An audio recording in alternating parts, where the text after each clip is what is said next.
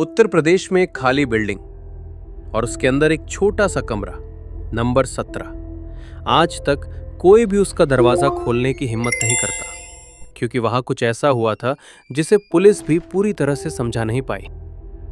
उस रात 12:30 पर लोगों को अचानक एक लड़की के रोने की आवाज सुनाई दी। आवाज उस कमरे से आ रही थी, वो कमरा जिसे कुछ साल पहले सील कर दिया गया था। लेकिन डरावनी बात कहीं और है।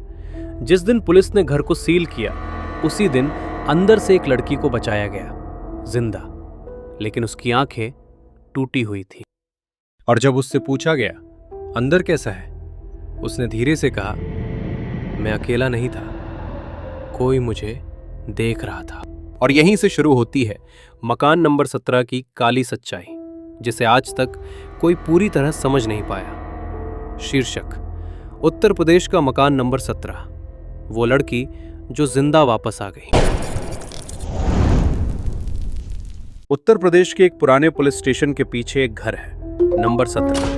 पुलिस कहती है कि यह सिर्फ एक घर नहीं है, ये एक जीता जागता बुरा सपना है। और एक दिन उस घर से एक लड़की निकलती है। वो बच गई, लेकिन आज भी कोई उस पर यकीन करने की हिम्मत नहीं करता जो उसने देखा। उसका नाम अभी तक पता नहीं है और उसे सिर्फ वो लड़की जो मकान नंबर 17 से भाग गई थी के नाम से जाना जाता है। उसकी कहानी एक आम शाम को शुरू हुई। उस दिन वो स्कूल से घर लौट रहा था। सड़क शांत थी, हवा शांत थी, लेकिन उस खामोशी में जिंदगी की दिशा बदल गई। आंखें बंद करने से पहले उसे सिर्फ एक पुरानी सफेद वैन दिखाई दी और फिर चारों ओर अंधेरा छा गया। वो एक तंग गीले कमरे में जागा। दीवारें टूटे हुए प्लास्टर से ढकी हुई थी, चारों ओर मेटल की गंध थी और ऊपर एक हल्का पीला बल्ब लटका हुआ था। दरवाजे पर 17 लिखा था। वो चिल्लाया और दरवाजा खटखटाया, लेकिन बाहर कोई नहीं था।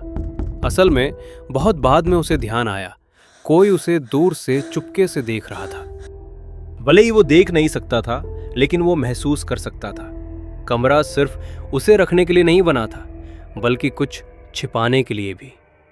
जो आदमी उसे वहां लाया था, उसने कभी अपना पूरा चेहरा नहीं दिखाया था, बस एक परछाई और उसकी टूटी फूटी आवाज। दरवाजे की छोटी सी दरार से वो कभी कभी फुसफुसाता, चुप रहो, किसी को नहीं पता कि तुम यहां हो, कोई तुम्हें ढूंढ नहीं पाएगा। लेकिन वो परछाई गलत थी, क्योंकि उसका परिवार रुका नहीं। 15 दिनों तक तलाशी, पोस्टर, पुलिस स्टेशन में शिकायतें, इन सब ने पूरे इलाके में दबाव बनाना शुरू कर दिया। इस बीच कमरा 17 में लड़की को धीरे धीरे एहसास होने लगता है कि ये सिर्फ किडनैपिंग की जगह नहीं है। कमरे के फर्श पर पुराने निशान, किसी के फटे कपड़े, फेंके हुए नोट्स, इन्हें देखकर उसे एहसास होता है कि वो अकेली नहीं है, पहले भी कोई और वहां फंस चुका है। एक रात कुछ सेकंड के लिए मौका आया। शैडोमैन ने खाना रखने के लिए दरवाजा थोड़ा सा खोला था। लड़की ने देखा आदमी के हाथ कांप रहे थे, जैसे वो भी किसी बड़े खतरे से भाग रहा हो। उसकी आंखों में डर था, एक अजीब अनोखा डर जिसने पहली बार लड़की के मन में शक पैदा किया। क्या ये जगह सच में सिर्फ एक आदमी के कंट्रोल में है? उसी रात एक धमाका हुआ।